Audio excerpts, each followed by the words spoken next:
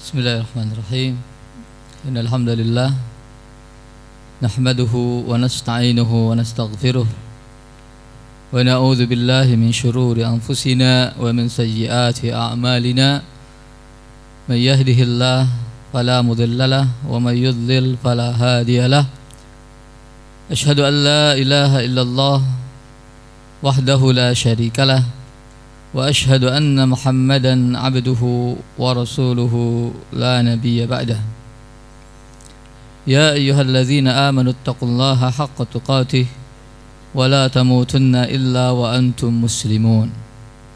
Ya ayyuhan nasu taqu rabbakumul ladzi khalaqakum min nafsin wahidah wa khalaqa minha zawjaha wa batha minhuma rijalan katsiran wa nisaa'a wattaqullaha alladzi tasaaluna bihi wal arham innallaha kana 'alaikum raqiba. Ya ayyuhalladzina amanu taqullaha wa qulu qawlan sadida yuslih lakum a'malakum wa yaghfir lakum dhunubakum wa may yuti'illaha wa rasulahu faqad faza fawzan 'azima.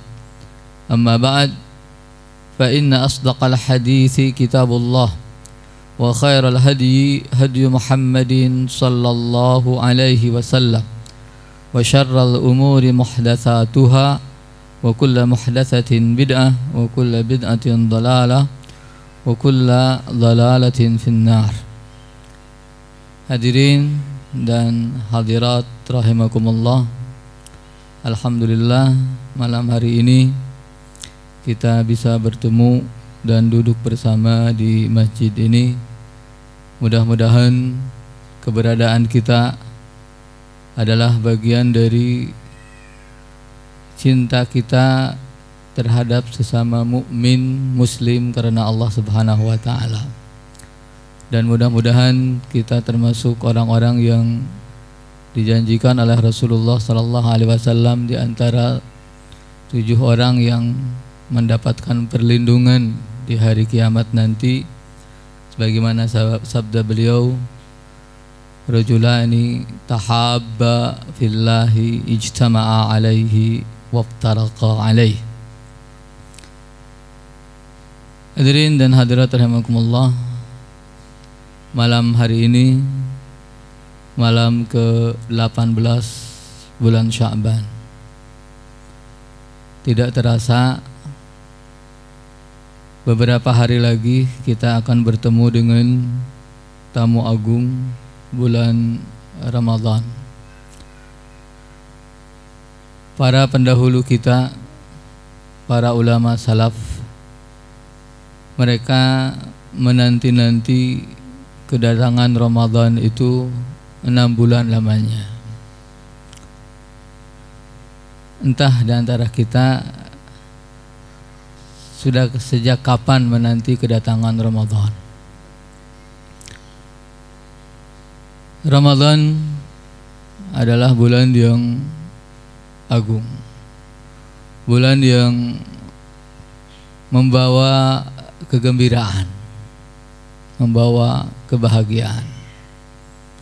Walaupun tentunya setiap orang mendapatkan kebahagiaan, kegembiraan sesuai dengan kadarnya masing-masing. Ada yang berbahagia karena di bulan Ramadan bisa melaksanakan berbagai macam ibadah ketakwaan kepada Allah Subhanahu wa taala.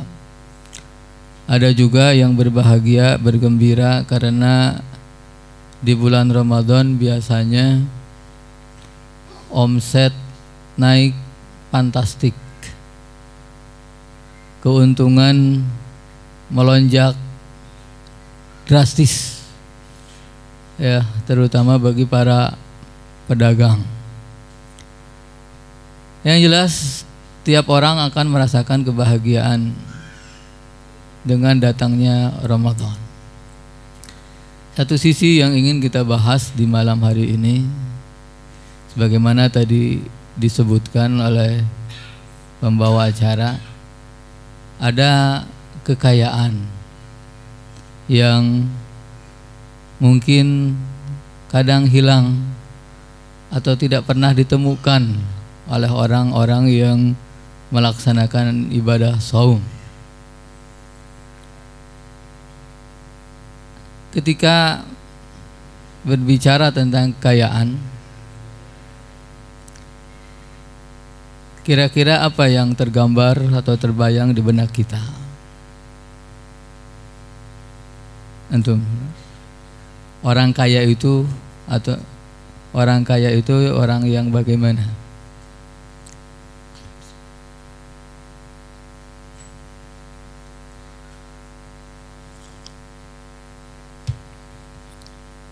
Satu lagi, orang kaya itu orang yang ya, banyak mungkin orang mendefinisikan kekayaan itu dan kekayaan. Saya ingin mengajak ikhwah dan akhwat yang ada di majelis ini untuk melihat bagaimana Imam Ibnu Taimiyah rahimahullah dan kemudian muridnya Ibnu Qayyim al-Jauziyah membagi jenis-jenis kekayaan. Ya, secara umum kekayaan itu dibagi dua. Yang pertama, ghinan safil. Yang kedua, ghinan ali. Ghinan yang pertama, ghinan safil, kekayaan tingkat rendah. Ghinan alin, kekayaan tingkat tinggi. Apa yang dimaksud dengan kekayaan tingkat rendah itu? Nah, kekayaan tingkat rendah itu kekayaan yang terbayang di banyak benak manusia. Dan kekayaan yang juga disebutkan oleh Allah Subhanahu wa taala di surat Ali Imran ayat 14, ketika Allah Subhanahu wa taala berfirman, zuyyina lin-nasi hubbus syahawati minan nisa'i wal banin wal qanatiril muqantarati minadh dhahabi wal fiddati wal khairil musawwamati wal an'ami wal harth, dzalika mata'ul hayatid dunya. Manusia itu dihiasi dengan kecintaan terhadap wanita, anak-anak, kemudian harta benda yang berupa emas, perak, kuda, kemudian binatang ternak, kemudian juga pertanian, yang kesemuanya itu adalah mata'ul hayatid dunya, kesenangan dunia. Orang yang memiliki itu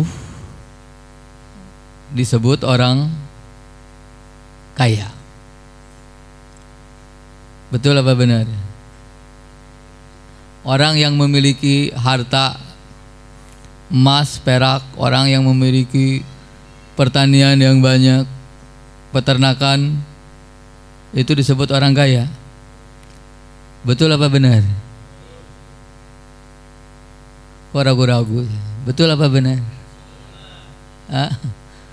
Ya, itu orang kaya. Nah, orang yang memiliki harta itu adalah orang kaya. Tapi sebenarnya kaya seperti itu baru kaya safil, tingkat rendah.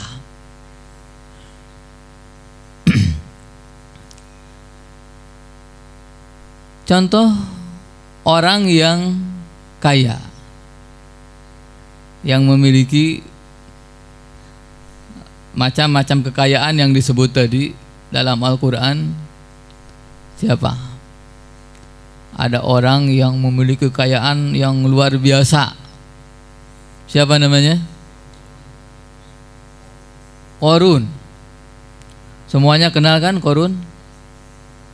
Siapa yang nggak kenal? Semua kenal Qarun.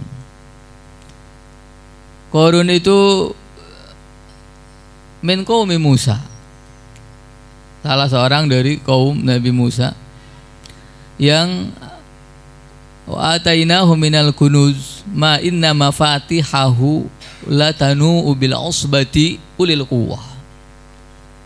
Kami berikan kepadanya, Allah memberikan kepadanya kunuz, harta benda yang disimpan di gudang-gudang. Dan gudang-gudang itu ada pintunya, pintunya dikunci. Kuncinya itu saking banyak gudangnya. Banyak gudangnya berarti banyak kuncinya. Nah, saking banyak gudangnya, banyak kuncinya. Saking banyak kuncinya itu harus dipikul oleh banyak orang. Bukan hanya banyak orang, tapi orang-orang itu juga harus ulil quwwah. Orang-orang yang kekar badannya. Seperti ini mungkin ini termasuk. Ya, kekar, siapa lagi yang kekar-kekar? Wah, ini. Kalau saya tidak termasuk. Ya. Bukan satu dua, banyak, usbah, banyak. Ini menunjukkan betapa banyaknya harta yang dimiliki oleh Qarun. Ya. Sampai banyak orang yang terpukau ketika melihat Qarun itu. Oh, mas, innahu ladzu hadzin azim. Aduh, Qarun itu luar biasa banyak hartanya. Ya, banyak yang silau, banyak yang terpukau begitu. Namun akhirnya apa? Kekayaan yang dimiliki oleh Qarun itu membuat Qarun menjadi orang terhormat di sisi Allah Subhanahu wa taala? Justru tidak.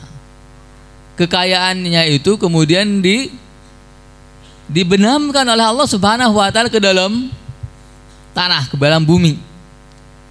Bukan hanya kekayaannya tapi juga Qarunnya sekalian. Oh, jadi tidak ada artinya kekayaan itu. Tidak bisa memberikan pertolongan sedikit pun di saat Qarun butuh pertolongan. Ya, orang-orang Indonesia mengabadikan nama Qarun itu.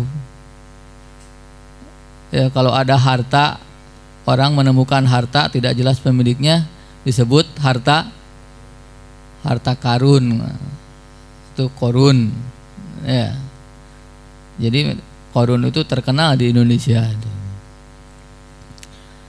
Nah, itu contoh dari ghina safil. Yang kedua, ghinan alin. Bagian yang kedua, ghinan alin. Kekayaan tingkat tinggi. Itu pun ada 3 tingkatan. Ya, kekayaan tingkat tinggi itu ada 3 tingkatan. Pertama, ghinal qalb, kaya kalbu. Kalbu itu apa bahasa Indonesianya? Kalbu bahasa Indonesianya apa? Nggak tahu.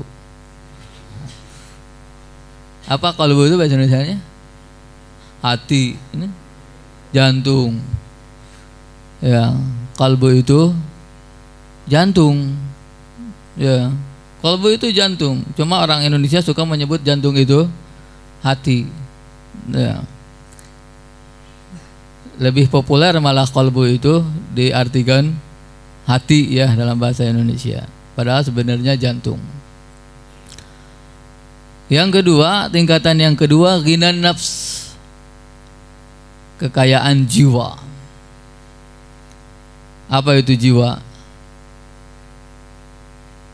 Apa itu jiwa? Jiwa itu nyawa.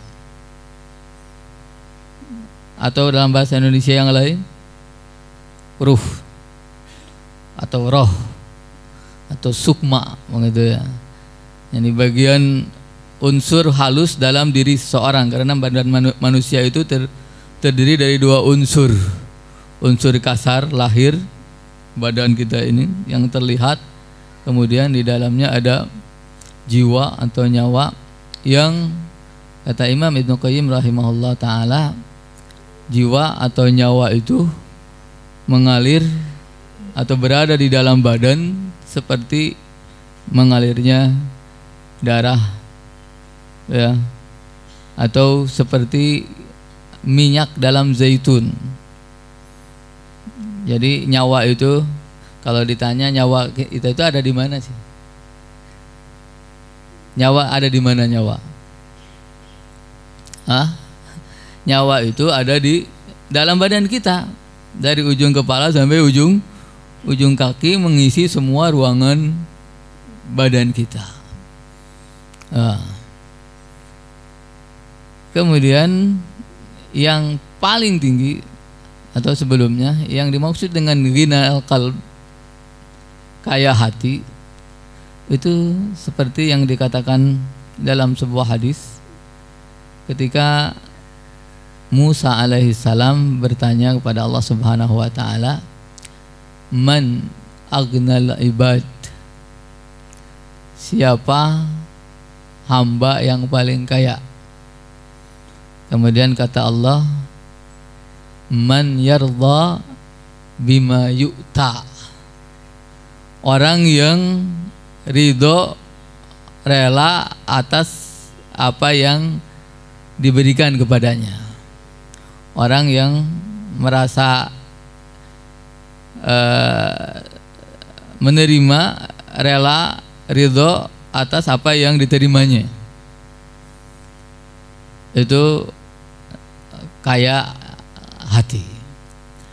Adapun kekayaan jiwa, ya, ketika jiwa merasa kaya, dia tidak membutuhkan yang lain, tidak perlu melihat apa yang dimiliki oleh orang lain. Ya, jadi kalau orang jiwanya sudah kaya, berarti hatinya juga kaya, begitu. Ya, karena dia merasa cukup dengan apa yang ia miliki dan tidak membutuhkan apa yang tidak ada padanya. Kemudian tingkatan yang paling tinggi kekayaan itu adalah al-ghina bil haqqi, kekayaan dengan Allah Subhanahu wa taala. Kaya karena merasa bersama Allah Subhanahu wa taala. Kaya ketika melaksanakan perintah Allah Subhanahu wa taala dan menjauhi larangan Allah Subhanahu wa taala. Inilah kekayaan yang paling tinggi. Ya.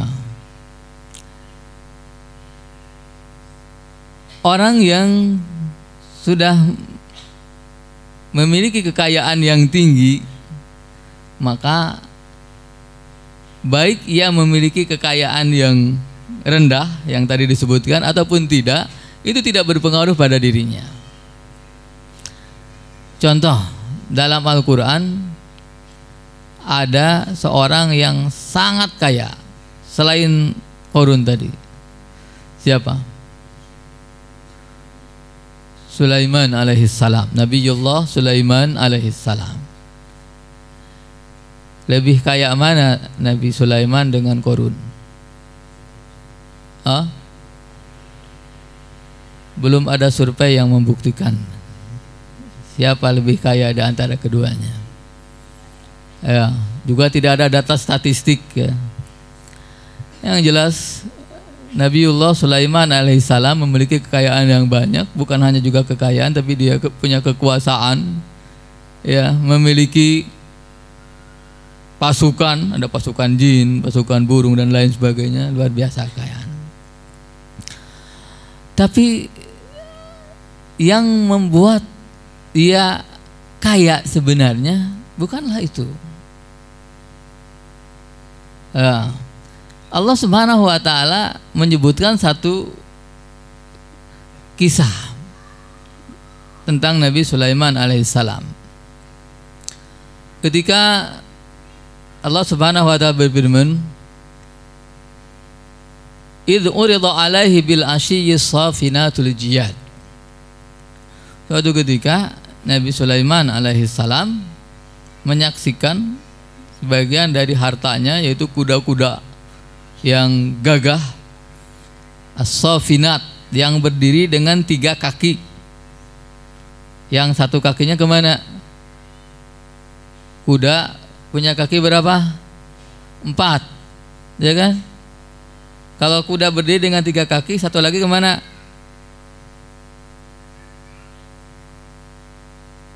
Oh, bingung Pak, kemana satu lagi? Diangkat satu lagi, tidak menginjak tanah, begitu ya. Itu menunjukkan kekuatan kuda itu, begitu ya. Nah, itu alaihi bil 'ashiyyi safinatul jiyad. Dilihat oleh Nabi Sulaiman. Wah, menakjubkan. Ya. Sampai kuda-kuda itu tidak terlihat lagi. Nabi Sulaiman berkata, "Inni ahbabtu hubbal khairi an dzikri rabbi." Kesenanganku melihat kuda-kuda itu melupakanku dari zikir. Terus itu bagaimana? Ketika Nabi Sulaiman sadar, langsung dia mengatakan, "Rudduha alayya." Bawa lagi sini kuda-kuda itu. Kemudian apa? Fatafiqa mashan bisuqi wal a'naq.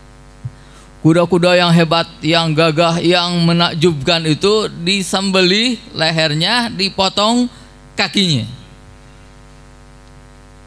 Kenapa? Kenapa? Kuda-kuda itu disembelih lehernya, dipotong kakinya. Kenapa?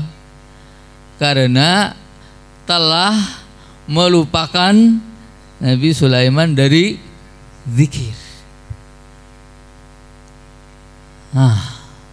Jadi sebenarnya yang membuat Nabi Sulaiman merasa kaya, bahagia adalah zikirnya kepada Allah Subhanahu wa taala. Sehingga ketika ada sesuatu yang menghalanginya, singkirkan, musnahkan. Ya. Sekarang coba sedikit bandingkan dengan kita. Jadi Nabi Sulaiman itu kekayaannya tidak membuatnya lengah, tidak membuatnya lupa berzikir kepada Allah Subhanahu wa taala. Ya. Sekarang kita semua punya harta? Punya harta semua? Ya. Apa hartanya? Banyak. Sekarang harta yang sering dilihat, dipegang, dibawa kemana-mana. HP. Itu apa tuh namanya? Tablet. Itu apa? HP. Ya, HP, tablet dan semacam. Itu harta kan? Harta bukan tuh? Menakjubkan kan? Menakjubkan, menarik hati. Ya. Sampai ada orang karena saking asiknya pegang main HP, jalan nggak terlihat di depannya ada sungai, jatuh terperosok ke sungai. Ya. Orang tua dengan anak-anaknya, ya, saking asiknya main HP, itu anaknya tidak diperhatikan. Ya, yang jelas HP itu sudah menjadi kekayaan semua orang dan menarik perhatian yang luar biasa. Ya, coba kalau saya tanya, ini kalau sedang pegang HP suka zikir enggak? Suka ingat Allah enggak? Hah? Ada enggak yang ketika melihat subhanallah, ada SMS, ada apa lagi? WhatsApp, ada Facebook, wah macam-macam gitu kan. Ini ketika buka itu astagfirullah, astagfirullah. Ada yang gitu? Atau lupa begitu? Nah, seharusnya kalau kita melihat Nabi Sulaiman, ya, ketika ada harta yang melupakannya zikir, kalau kita mau mencontoh Nabi Sulaiman gimana tuh? Main HP udah selesai, aduh lupa tadi tidak zikir, apa? Banting HP-nya tuh. Ya. Kalau di rumah misalnya ada yang suka nonton TV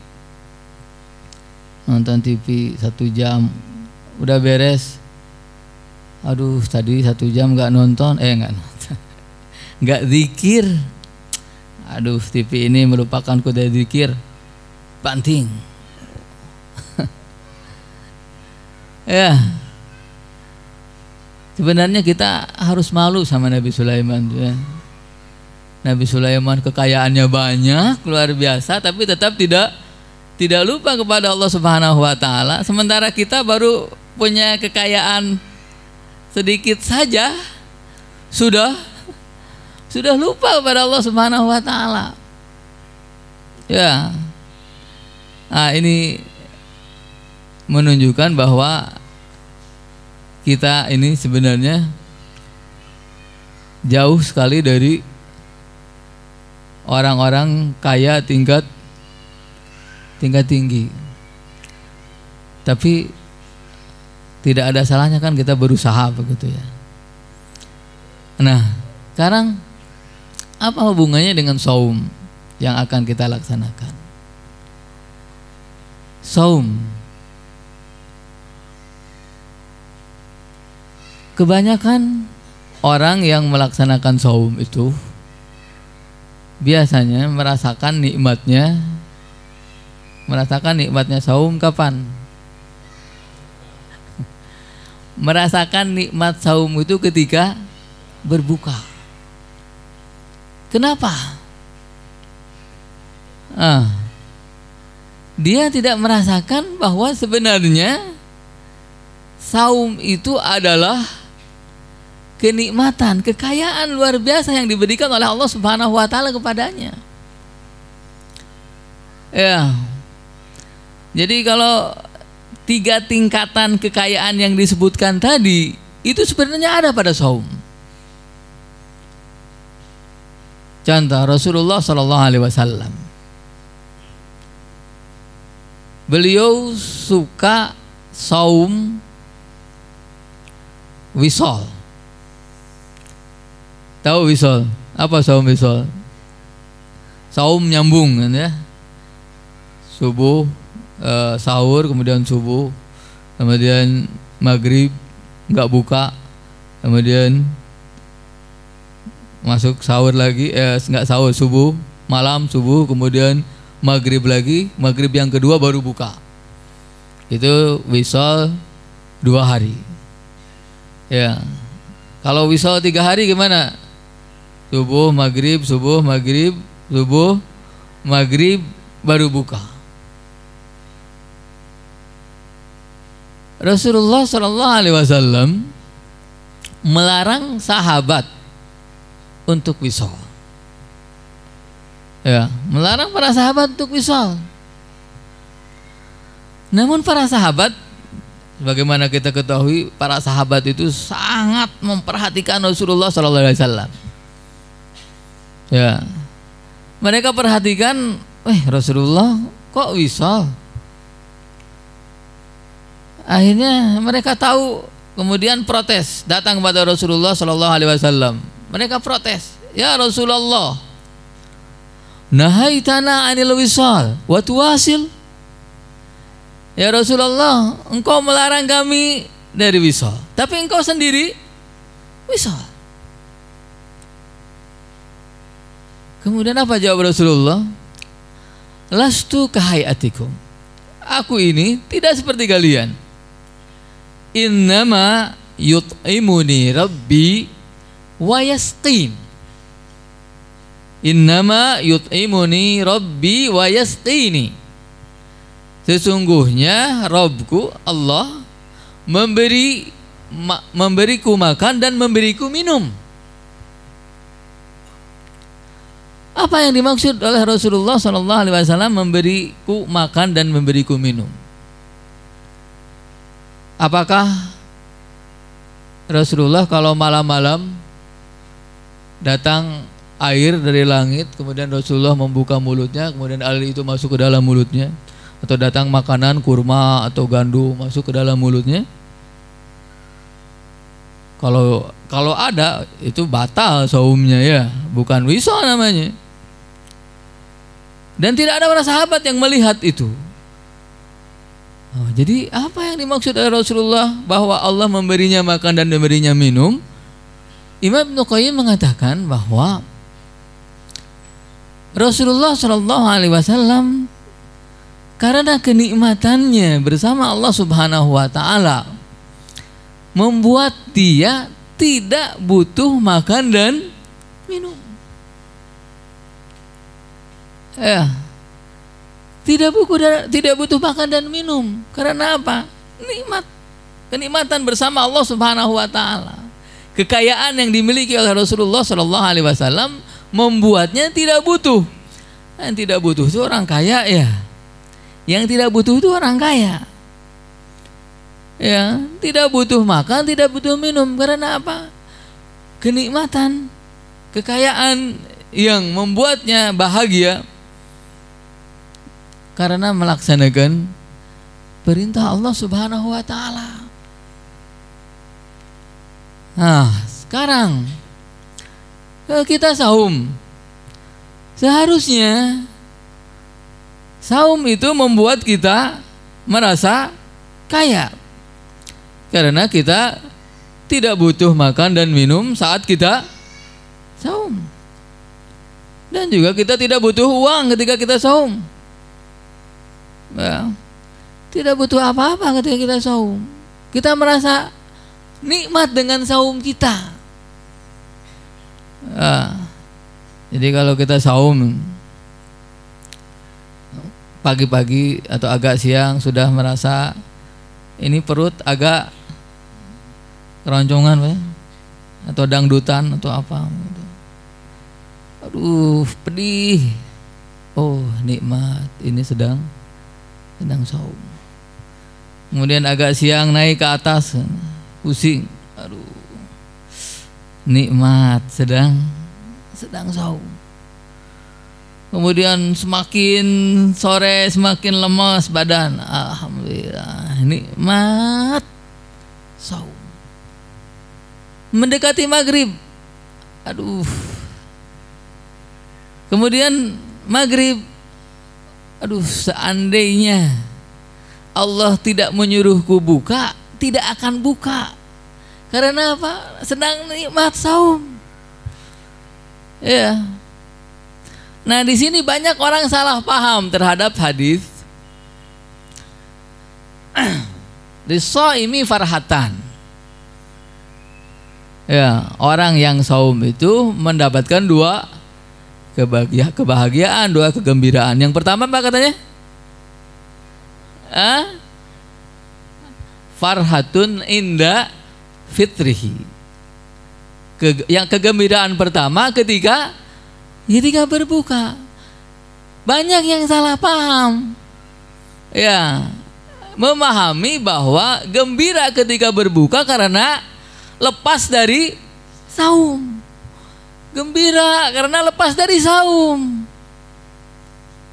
Ya.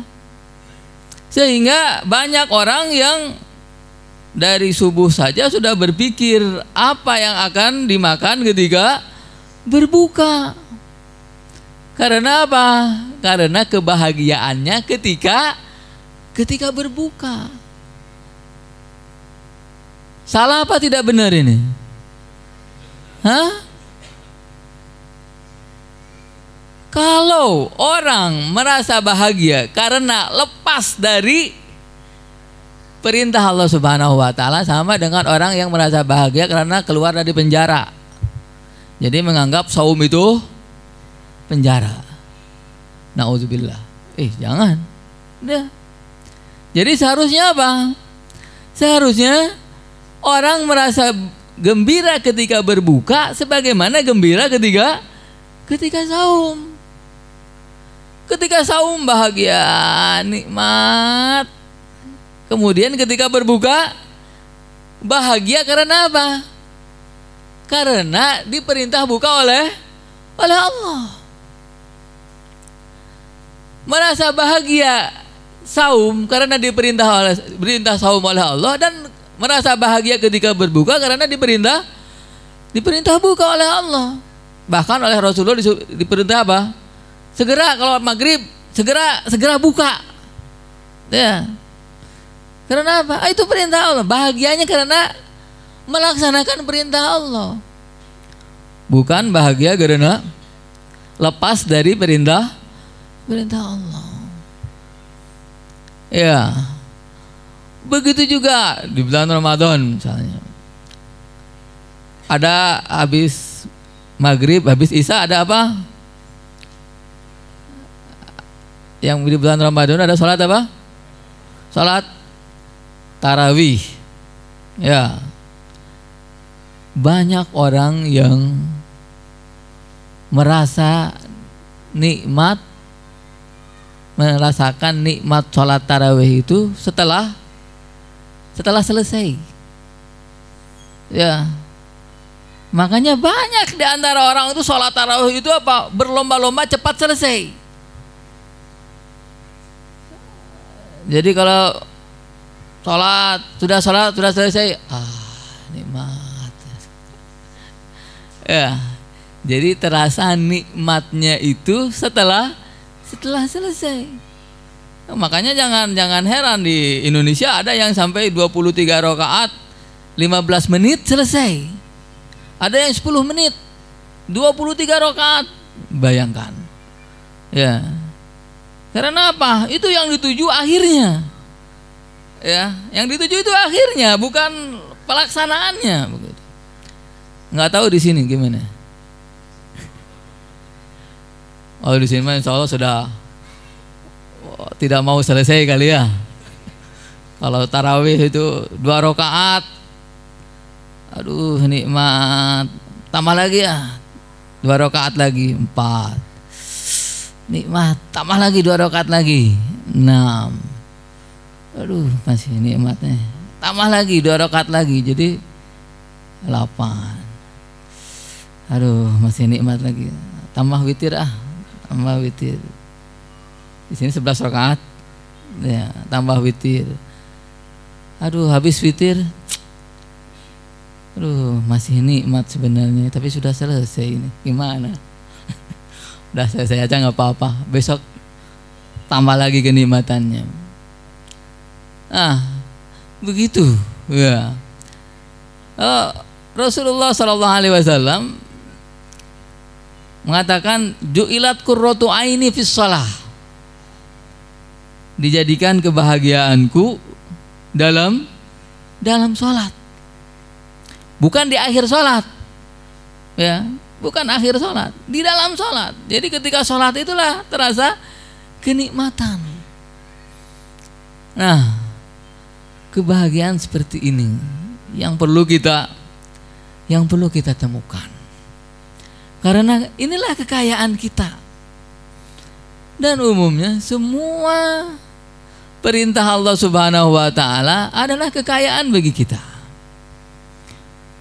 Contoh lain misalnya, kalau Rasulullah SAW mengatakan raka'atal fajri khairun minad dunya wa ma fiha. Raka'atal fajri khairun minad dunya wa ma fiha. 2 rakaat sebelum subuh itu lebih baik, lebih berharga, lebih bernilai, lebih mahal dari dunia dan seisinya. Dunia dan seisinya. Terbayang nggak apa itu dunia dan seisinya? Semua kekayaan dunia. Ya.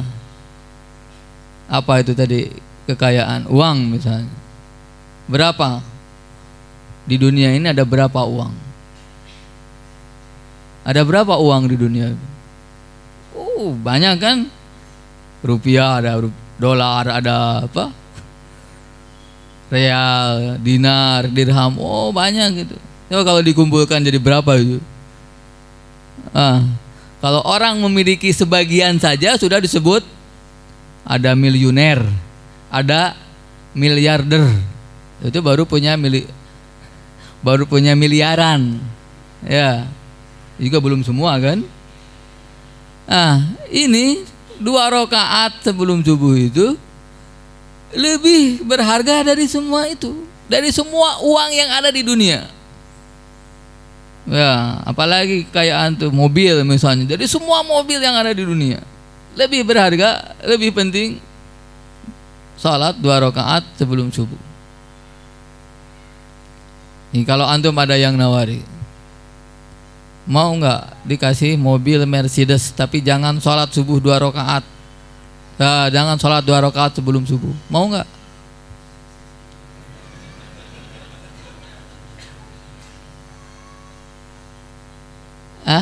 Jawab coba.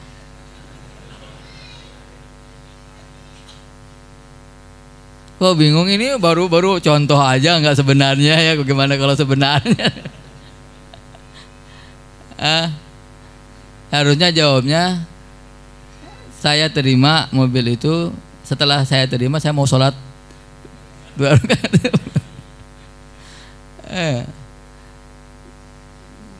Banyak di antara kita kan mengorbankan 2 rakaat sebelum subuh demi kesenangan ataupun apa begitu ya. Nah ini kekayaan yang perlu kita raih, kita temukan ya. Karena bulan Ramadan itu saumnya berhari-hari ya. Kekayaan hati, kekayaan jiwa, kekayaan bersama Allah Subhanahu wa ta'ala dalam saum. Kemudian juga itu untuk diri sendiri, untuk yang lain juga. Bagaimana efek saum terhadap perhatian, simpati, empati seseorang kepada yang lainnya. Rasulullah sallallahu alaihi wasallam sebagaimana dikatakan oleh Aisyah radhiyallahu anha, kana Rasulullah sallallahu alaihi wasallam ajwadan nas. Rasulullah sallallahu alaihi wasallam itu orang yang paling dermawan. Wa kana ajwadu ma yakunu fi Ramadan. Dan akan lebih dermawan lagi di bulan Ramadan. Pakana karrihil mursalah. Jadi Rasulullah di bulan Ramadan itu lebih dermawan. Karena apa tuh? Tadi ya, ketika seorang merasa kaya dengan apa yang dimilikinya, tidak membutuhkan apa yang tidak ada padanya, kemudian merasa kaya bersama Allah Subhanahu wa ta'ala, dia merasa bahwa apa yang dimilikinya itu juga harus dirasakan oleh orang lain, terutama orang-orang yang membutuhkan. Ya, maka orang yang paling bahagia adalah orang yang suka membahagiakan orang lain. Ya. Orang yang paling kaya adalah orang yang suka melihat orang lain kaya dan sedih ketika melihat orang lain menderita. Ya. Jadi saum itu betul-betul melahirkan pribadi-pribadi yang kaya atau kaya pada dirinya, juga kaya untuk orang lain.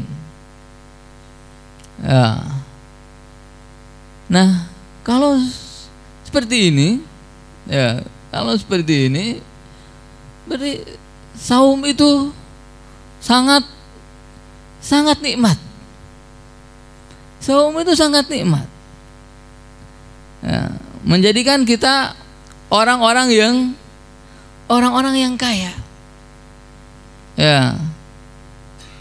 Maka kalau dulu ada para ulama ya, yang sudah merasakan betul-betul apa yang disebut dengan kebahagiaan, mereka mengatakan apa? Lau ya'lamul umara wassalatin ma nahnu fi lajaladuna bisuyuf. Kalau para umara, para sultan, para pemimpin, para bangsawan, penguasa itu mengetahui kebahagiaan yang kami rasakan, maka pasti mereka akan berusaha merebutnya dengan pedang-pedang mereka. Jadi mereka merasa kebahagiaan itu betul-betul sudah menancap dalam diri mereka. Jadi apapun kekayaan, harta, kedudukan ataupun yang lainnya itu tidak berarti apa-apa. Nah, saum yang kita laksanakan melatih kita untuk menjadi pribadi yang seperti itu. Dan saum itu memang membuat kita orang yang memiliki kekayaan yang luar biasa. Saum Ramadan itu menjadikan kita orang-orang kaya yang luar biasa. Pertama apa? Sahur. Ya. Kata Rasulullah sallallahu alaihi wasallam, tasahharu fa inna fis sahuri barokah. Sahurlah, karena dalam sahur itu, dalam makanan sahur atau dalam pekerjaan, karena diriwayatkan dengan dua riwayat ya, tasahharu fa inna fis suhuri atau fis sahuri. Kalau suhur artinya pekerjaannya, makan di waktu sahar. Kalau sahur artinya makanan yang dimakan ketika waktu sahar. Fa inna fis suhur atau fis sahur barokah. Barokah, kebaikan. Ada kebaikan. Kebaikan yang terus menerus. Inilah kekayaan. Ya. Kemudian kalau Rasulullah sallallahu alaihi wasallam mengatakan, nikma sahuril mu'min at-tamr. Sebaik-baiknya makanan sahur untuk seorang mukmin itu tamr. Apa tamr? Kurma. Ya, kalau orang Arab menyebut tamr itu kurma yang sudah kering. Karena kurma itu setiap tingkatannya berbeda-beda namanya. Ya, kalau masih basah namanya apa? Rutob. Ya, orang Indonesia nyebutnya apa? Kurma. Ya, kurma juga. Mau basah mau kering kurma begitu. Kalau dalam bahasa Arab beda begitu ya. Rasulullah mengatakan sahur, makanan sahur yang paling baik untuk seorang mukmin itu kurma.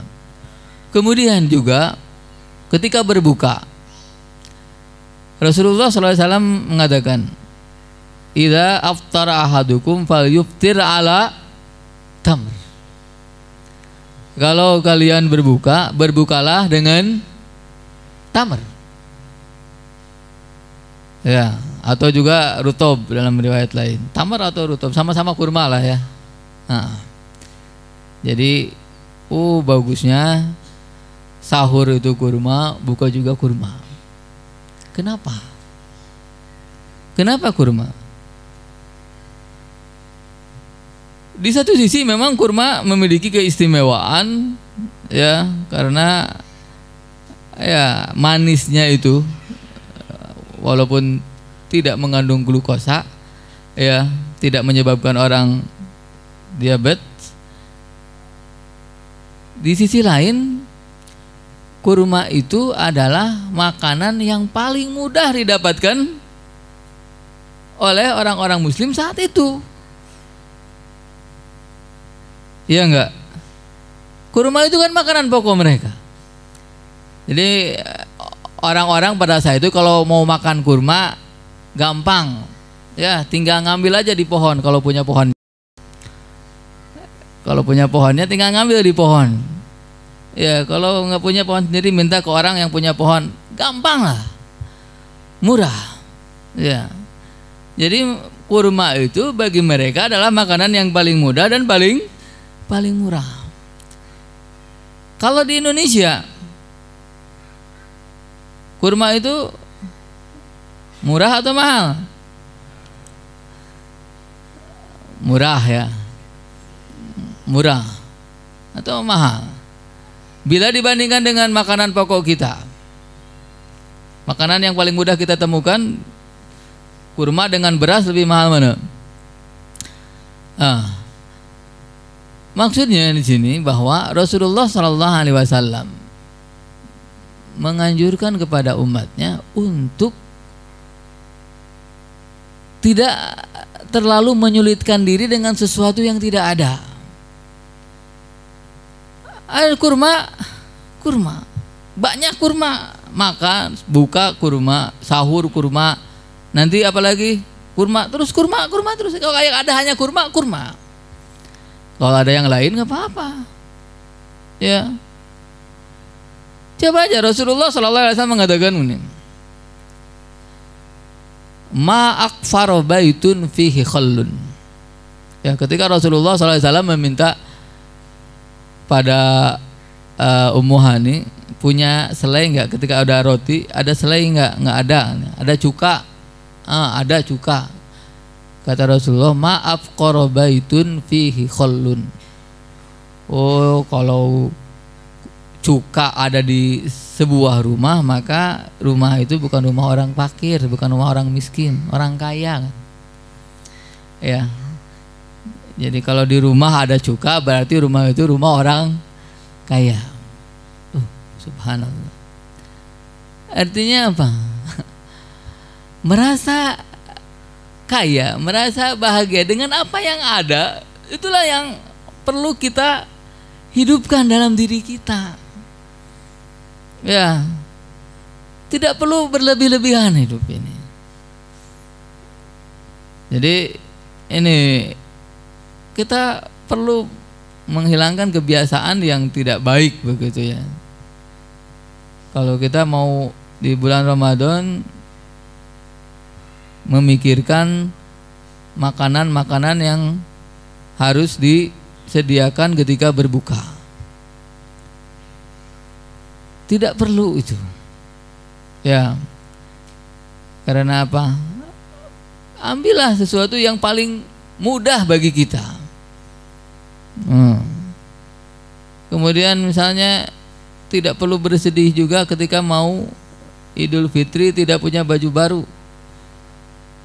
Tidak perlu memaksakan untuk beli baju baru kalau tidak punya uang. Kalau punya uang boleh nggak beli baju baru?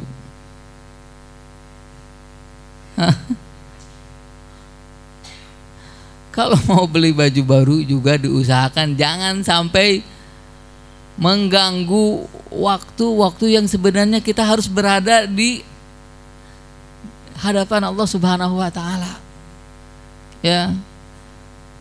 Jangan sibuk nyari baju baru untuk Idul Fitri begitu ya. Sementara kita tidak tahu nanti saat di Idul Fitri itu kita termasuk orang yang diampuni atau tidak. Ya.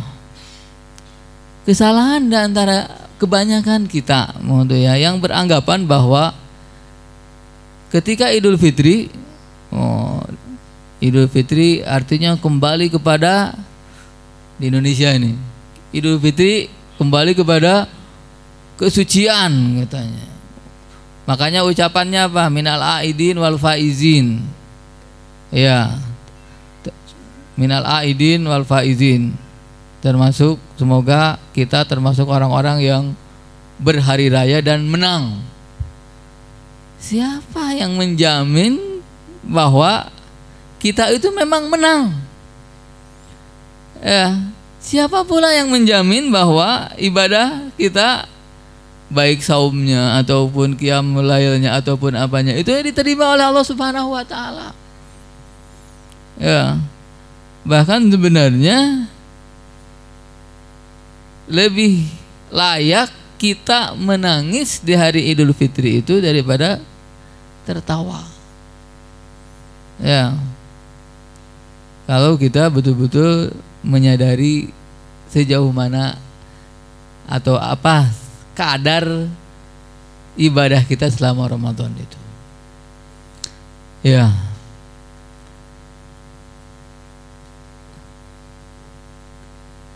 Sampai di sini waktu yang diberikan kepada saya untuk menyampaikan materi ini.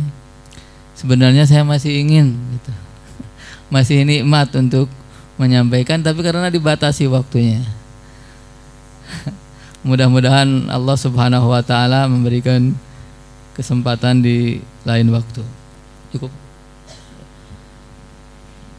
Subhanakallahumma wa bihamdika nasyhadu an la ilaha illa anta nastaghfiruka wa natubu ilaik. Assalamualaikum warahmatullahi wabarakatuh.